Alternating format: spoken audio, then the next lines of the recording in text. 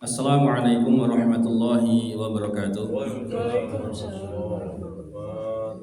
Alhamdulillahirabbil alamin wassalatu wassalamu ala nabiyyina Muhammadin wa ala alihi wa sahbihi ajma'in amma ba'd.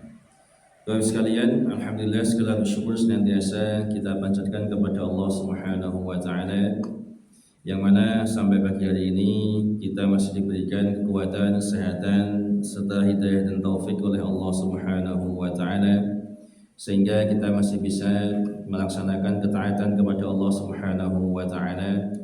Kita berharap kepada Allah taala semoga Allah taala mengaruniakan kepada kita keistiqomahan di atas ketaatan, istiqomah di atas Islam dan sunnah, dan semoga Allah taala mewafatkan kita semuanya dalam keadaan husnul khatimah, amin ya rabbal alamin. Bapak Ibu sekalian rahimakumullah, kita lanjutkan kembali pembahasan kita tentang syarah kitab tauhid, yaitu kita masih berada pada bab tidak ada seorang pun yang berhak disembah selain Allah Subhanahu wa taala. Kemudian disebutkan riwayat dari sahabat Ibnu Umar radhiyallahu taala anhuma dalam kitab Sahih Bukhari, yaitu beliau radhiyallahu anhuma berkata, annahu sami'a Rasulullah sallallahu alaihi wasallam yaqul idza rafa'a ra'sahu min ar-ruku'i fi ar-rak'ati al-akhirah min al-fajr Allahumma la'an fulanan wa fulanan wa fulanan ba'dama yaqul sami'allahu liman hamidah rabbana walakal hamd fa'anzalallahu laisa laka minal amri syai', bahwa dia mendengar Rasulullah sallallahu alaihi wasallam setelah terluka. Ini masih berkaitan dengan perang Uhud ya, yang kemarin kita jelaskan ya, yang juga ini disinggung Allah taala dalam surat apa kemarin, Ali Imran ya, ayat 128, bahwa dia mendengar Rasulullah SAW setelah terluka di bagian kepala dan gigi taring beliau sewaktu perang Uhud. Beliau berdoa tatkala mengangkat kepalanya dari rukuk pada rakaat yang terakhir dalam sholat subuh, yaitu beliau kunut nazilah ya, dan subuh dan juga sholat yang lainnya 5 waktu ini kunut nazilah ya. Beliau berdoa, Allahumma la'an fulanan wa fulanan wa fulanan, ya Allah laknatlah si fulan dan si fulan dan si fulan. Beliau menyebutkan nama-nama orang kafir pada saat perang Uhud ya. Yaitu seusai beliau mengucapkan sami Allahu liman hamidah rabbana walakal hamd. Sesudah itu Allah pun menurunkan firman-Nya, laisa laka minal amri syai', yaitu pada surat Ali Imran ayat 128 ya. Tidak ada sedikit pun campur tanganmu wahai Muhammad SAW dalam urusan mereka itu ya. Tidak ada campur tangan pun sedikit pun ya, campur tanganmu sedikit pun dalam urusan mereka itu orang-orang kafir itu yang pada perang Uhud mereka melukai Nabi sallallahu alaihi wasallam. Dan menurut riwayat yang lain, yad'u ala Safwan bin Umayyah wa Suhail bin Amr wal Harith bin Hisham fanazalat laisa laka minal amri syai'. Beliau mendoakan keburukan ya. Dalam riwayat yang lain beliau menyebutkan namanya ya, menyebutkan namanya langsung ya. Beliau mendoakan keburukan bagi Safwan bin Umayyah, kemudian Suhail bin Amr dan Al Harith bin Hisham. Maka kemudian turunlah ayat laisa laka minal amri syai', tidak ada sedikit pun campur tanganmu dalam urusan mereka itu ya, surah Al-Imran ayat 128. Ini hadis sahih riwayat Imam Bukhari. Bapak sekalian rahmatullah, sahabat Abdullah bin Umar radhiyallahu anhu ya, ini beliau mengabarkan bahwasanya beliau pernah mendengar Nabi sallallahu alaihi wasallam mendoakan keburukan di dalam sholat beliau terhadap beberapa orang dari tokoh kafir yang telah melukai beliau pada perang Uhud. Maka beliau doakan apa keburukan untuk mereka. Ya Allah laknatlah si fulan, si fulan, si fulan. Dalam riwayat yang lain beliau sebutkan namanya langsung, ya, Sofwan bin Umayyah, Suhail bin Amr, dan Harits bin Hisam. Yang pada saat perang Uhud mereka bertiga ini masih kafir, bahkan ingin membunuh Nabi Shallallahu Alaihi Wasallam. Kemudian Nabi mendoakan laknat untuk mereka. Maka Allah tegur dengan firman-Nya, tidak ada sedikit pun campur tanganmu dalam urusan mereka itu. Artinya itu semua terjadi atas kehendak Allah Ta'ala. Dan ternyata nanti ketiga orang ini Rasulullah kemudian masuk Islam. Ini di antara mata ayat tadi wahai Muhammad, itu urusan Allah Ta'ala. Kamu tidak ada sedikit pun campur tanganmu urusan mereka. Artinya bisa bolak-balikan hati ini Allah Ta'ala.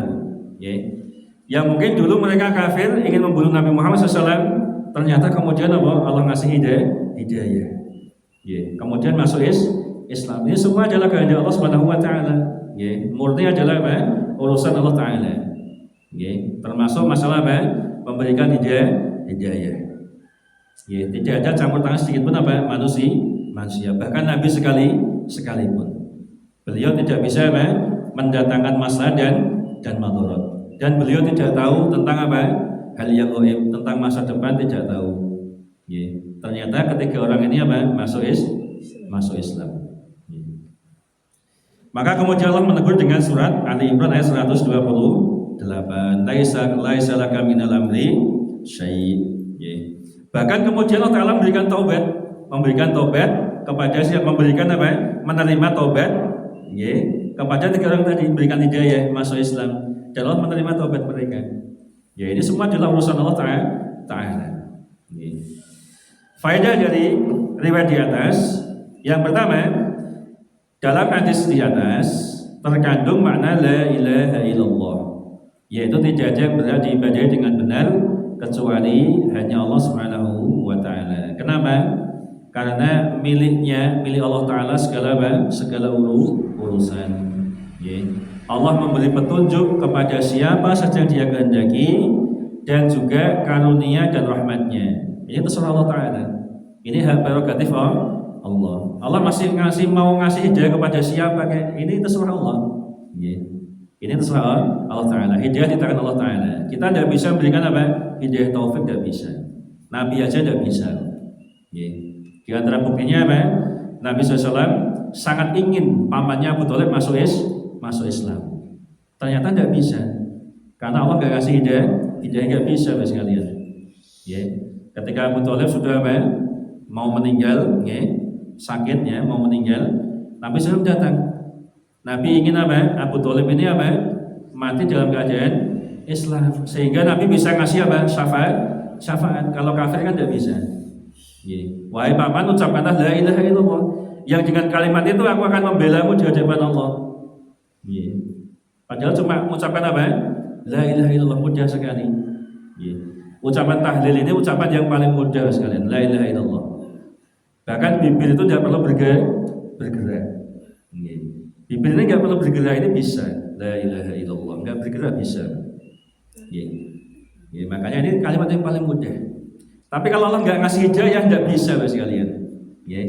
Maka kita jangan menganggap remeh hal ini. Ada orang yang ketika meninggal bisa mengucapkan la ilaha illallah. Ada sebagian lain yang tidak bisa, karena Allah nggak mengendakinya, nggak bisa. Mau dipaksa tidak bisa, mau ditalkin 1000 kali tidak bisa. Maka itu semata-mata atas kehendak Allah Subhanahu wa Ta'ala. Maka kita jangan bosan-bosan terus berdoa kepada Allah Ta'ala. Semoga Allah mudahkan kita semuanya wafat dalam keadaan husnul khotimah, dimudahkan Allah untuk bisa mengucapkan la ilaha illallah. Karena dalam hadis disebutkan barang siapa meninggal yang kalimat akhirnya itu la ilaha illallah, maka dakhalal jannah, dia masuk surga. Semoga Allah Ta'ala mudahkan kita semuanya untuk bisa mengucapkan kalimat la ilaha illallah di akhir-akhir hayat kita. Amin ya rabbal alamin. Jadi ini merupakan kehendak Allah Ta'ala tentang ngasih hidayah, dan Allah pula lah yang menyesatkan siapa yang Dia kehendaki, terserah Allah Ta'ala. Siapa yang Dia beri petunjuk, siapa yang Dia sesatkan, tentunya dengan keadilan dan hikmahnya. Karena ini semua adalah hak prerogatif Allah Hanya Allah yang bisa ngasih hidayah dan petunjuk. Maka Allah lah satu-satunya berhak untuk diibadahi. Ya, hanya kepada Allah kita berdoa. Karena Allah yang bisa membolak-balikkan hati, masyaallah. Ya. Kemudian yang kedua, faedah yang kedua, yaitu Nabi SAW dari hadis di atas itu tadi ya, Nabi SAW sama sekali tidak menguasai perihal manfaat maupun bahaya. Ya. Dan beliau juga tidak mengetahui hal yang gaib, nggak tahu beliau. Ya. Beliau nggak tahu kalau ketiga orang tadi itu, ya, akhirnya masuk Islam. Beliau nggak tahu. Makanya karena ketiga orang tadi menyakiti beliau doakan apa keburukan. Beliau nggak tahu saat itu kalau nanti masuk Islam, nggak tahu. Ya, ini menunjukkan bukti bahwa Nabi tidak tahu hal yang gaib. Nabi ketika mau berangkat perang Uhud, ya, Nabi tahu atau tidak kalau nanti mau kalah? Tidak tahu. Ya, tidak tahu. Ya, kalau tahu mau kalah, mending nggak perang gitu. Mau nanti kalah ngapain berangkat perang, terluka gitu. Tapi Nabi itu apa? Berangkat, bahkan pakai baju besi lapis dua. Ini bentuk ikhtiar beliau. Ya. Maka tawakal itu apa? Tidak menafikan ikhtiar. Salah kalau orang wah sementing Bismillah, mulai waya mati waya urip ya urip. Terus berangkat bonek ya, nggak pakai senjata, nggak pakai apa. Mulai waya mati ya mati. Ini tidak benar, Pak. Ya. Tawakal tetap tawakal, menggantungkan hati kepada Allah, tapi apa? Disertai ikhtiar. Buktinya apa? Nabi itu manusia yang paling tawakal. Nabi itu tawakalnya tinggi nama badan, sangat tinggi, Pak. Tapi Nabi juga apa? Ikhtiar. Makanya beliau pakai baju besi, rangkap dua lagi. Ini kan bentuk ikhtiar, Pak. Nabi pakai senjata, bukan terus bonek, pokoknya mati lah mati. Enggak, Pak. Tetap apa? Ikhtiar perang itu. Ya, setelah ikhtiar, nah kalau nanti misalnya terluka atau meninggal ya itu sudah takdir Allah Subhanahu wa taala. Ya. Kemudian, ya ini sama sekali ya, ini menunjukkan Nabi apa ya? Tidak bisa menguasai segala sesuatu. Tidak bisa ngasih manfaat juga madorot. Ya. Bahkan Nabi tadi mendoakan laknat itu siapa? 3 orang tadi ternyata apa? Allah tidak mengabulkan. Allah nggak ngabulkan. Allah menghendaki yang lain. Allah menghendaki apa? 3 orang tadi masuk Islam. Ya, padahal Nabi mendoakan laknat. Laknat itu apa? Menjauhkan apa? Dijauhkan dari rahmat Allah. Ya. Ternyata Allah nggak ngabulkan. Ya. Allah berkehendak lain. Ya. Nabi menghendaki laknat, Allah menghendaki lain. Ya. Ya, tetap apa? Tetap yang ini Allah Subhanahu wa taala. Ya, Nabi aja nggak bisa ngasih manfaat dan menolak madorot. Apalagi manusia di bawahnya Nabi SAW. Tidak bisa maksudnya. Kemudian yang ketiga, hadis di atas menjadi dalil dan bukti yang menjelaskan tentang rusaknya keyakinan para penyembah kubur. Yaitu apa? Mereka meyakini bahwa wali dan orang-orang soleh yang sudah meninggal dunia ini bisa mendatangkan manfaat bagi orang yang berdoa kepada mereka dan juga bisa menolak bahaya darinya. Maka ini keyakinan yang batil. Ya, keyakinan yang batil. Kenapa? Karena dari hadis di atas tadi, Nabi aja nggak bisa memberikan manfaat dan menolak madorot. Apalagi manusia yang kelasnya di bawah Nabi. Wali yang jaga wali sekarang ini, orang soleh sekarang ini, ada nggak yang level keimanan di atas Nabi? Tidak ada, Pak. Ya, tidak ada. Tidak ada manusia sekarang melebihi iman dan takwa Nabi Shallallahu Alaihi Wasallam. Tidak ada. Nah, kalau Nabi aja nggak bisa memberikan manfaat dan madorot, apalagi manusia yang levelnya di bawah Nabi. Meskipun kita anggap soleh apapun ya, tetap dia di bawah Nabi levelnya itu. Maka tidak mungkin dia bisa mengabulkan doa kita, apalagi dia sudah meninggal. Terus ngapain kita berdoa kepada orang sudah meninggal? Tidak bisa ngasih manfaat. Bahkan kemarin sudah dijelaskan dalam ayat ya, mereka tidak bisa mendengar doa kita. Kalaupun bisa mendengar, tidak bisa mengabulkan. Ya, maka nggak ada manfaatnya kita berdoa kepada penghuni kubur, nggak ada manfaatnya. Mestinya berdoa hanya kepada siapa? Allah Ta'ala. Karena Allah lah yang bisa memberikan hidayah. Allah yang bisa memberikan manfaat dan menolak madorot. Ya. Makanya dalam hadis tadi, ini kan Nabi juga berdoa kepada siapa? Allah Ta'ala. Ini menunjukkan apa? Nabi aja berdoa kepada Allah. Maka salah kalau kita berdoa tujuannya ke Nabi. wahai Nabi tolonglah saya, ini tidak boleh bacaan. Ya. Misalnya sekarang kita berdoa, wahai Nabi, wahai Jibril, ya, tolonglah saya sedang dalam keadaan kesulitan, ini tidak boleh. Ya. Mestinya tujuan doa kita kepada siapa? Allah Ta'ala. Nabi aja berdoa kepada Allah Ta'ala. Ya. Karena Nabi yakin Allah yang apa? Ya hanya Allah yang bisa mendatangkan masalah dan madorot. Ya. Kemudian selanjutnya pada di atas imam sholat menggabungkan perkataan Sami Allahu liman hamidah dengan perkataan Rabbana lakal hamdu. Ya. Ini untuk imam sholat, ya. Ini dia menggabungkan antara bacaan Sami Allahu liman hamidah dan Rabbana walakal hamdu. Adapun imam, ya ini ada khilaf di antara ulama ya. Ada yang mengatakan bahwasanya ya imam cukup membaca Rabbana walakal hamdu. Ya, karena ada hadis yang mengatakan apa? Ketika imam, ya jika imam mengucapkan Sami Allahu liman hamidah, maka ucapkan apa? Rabbana walakal hamdu. Tapi sebagai ulama mengatakan apa? Tetap baca Sami Allahu liman hamidah. Ya, jadi ini ada khilaf ya, jadi tidak ada masalah. Makmum tetap baca Sami Allahu liman hamidah juga tidak apa-apa, boleh. Tapi kalau makmum tidak baca Sami Allahu liman hamidah, langsung apa? Rabbana walakal hamdu juga boleh. Karena hadisnya seperti itu. Ya, jika imam membaca Sami Allahu liman hamidah, maka ucapkanlah Rabbana walakal hamdu. Ya, wallahu a'lam. Kemudian selanjutnya pada hadis di atas ini disyaratkan apa? Qunut nazilah. Ya, termasuk dalam qunut subuh. Ya, termasuk dalam salat subuh. Ya, dan juga salat wajib yang 5 waktu. Ini qunut nazilah ini semua salat. Adapun kisah di atas ini ketika salat fajar, salat subuh. Ya, Nabi setelah apa? Setelah membaca apa? Sami Allahu liman hamidah Rabbana walakal hamdu, yaitu tidal, maka beliau apa? Membaca qunut. Ya. Jadi boleh ya. Jadi ini apa qunut nazilah itu apa? Qunut yang dibaca dalam keadaan apa? Dalam keadaan kita itu sedang genting gitu saja, sedang dalam bahaya. Ya, dalam keadaan darurat begitu ya. Misalnya kayak kemarin itu kita apa? Ada pandemi yang luar biasa ya. Ya, sehingga apa? Kita diserukan untuk qunut nazilah. Ya. Atau misalnya di Palestina sana sekarang ya.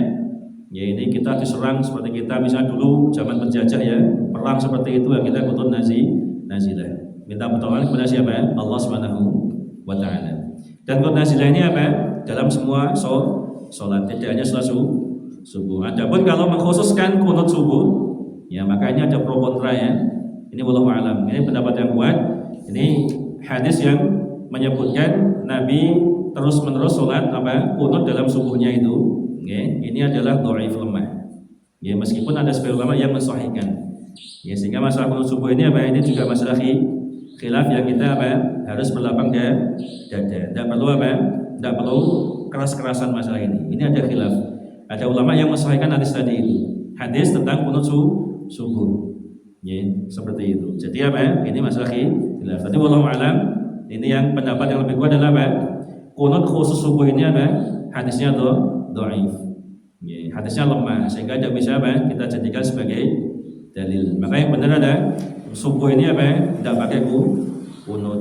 Ya, adapun qunut nazilah ini ada masyaallah. Qunut nazilah ada. Ya, termasuk witir itu ya, itu sunnah kalau itu. Qunut witir. Ya, ini kadang kita itu apa?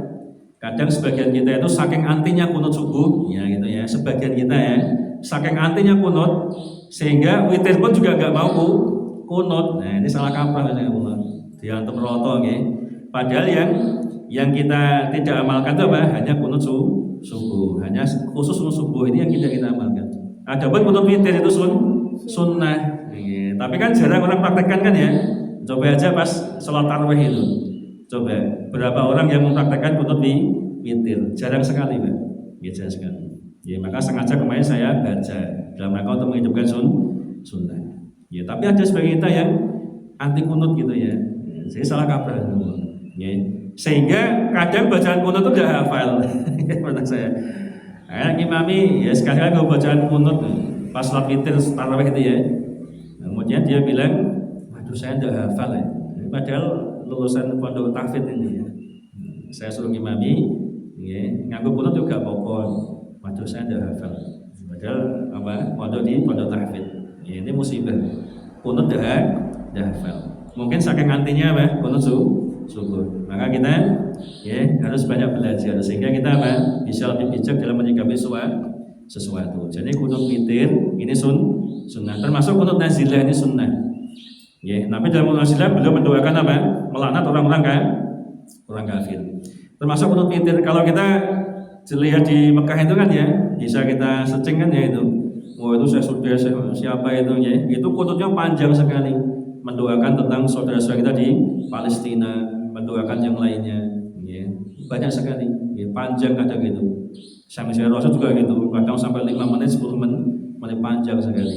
Ya, seperti itu.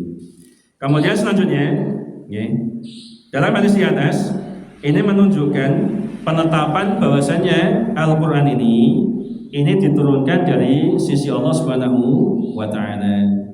Ya, karena tadi hadisnya menjelaskan apa?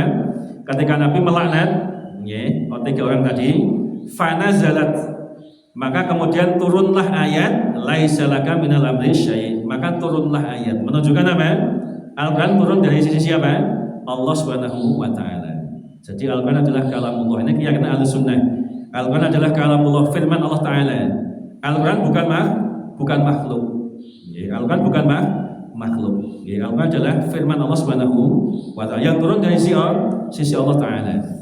Ya, ini juga menunjukkan apa? Karena Al-Quran turun dari sisi Allah. Ya, namanya turun dari mana? Dari atas ke bawah. Berarti Allah ada di mana? Ada di atas. Ya, makanya Al-Quran turun. Ya, ini bahas sekalian menunjukkan apa? Al-Quran turun. Ya. Syahrul Ramadan alladzi unzila fihi al-Qur'an, unzila. Ya, turun juga. Ya. Menunjukkan apa? Allah ada di atas. Ya, demikian, semoga bermanfaat. Mohon maaf jika kesalahan. Subhanakallahumma bihamdika asyhadu an la ilaha illa anta astaghfiruka wa atubu ilaik. Assalamualaikum warahmatullahi wabarakatuh.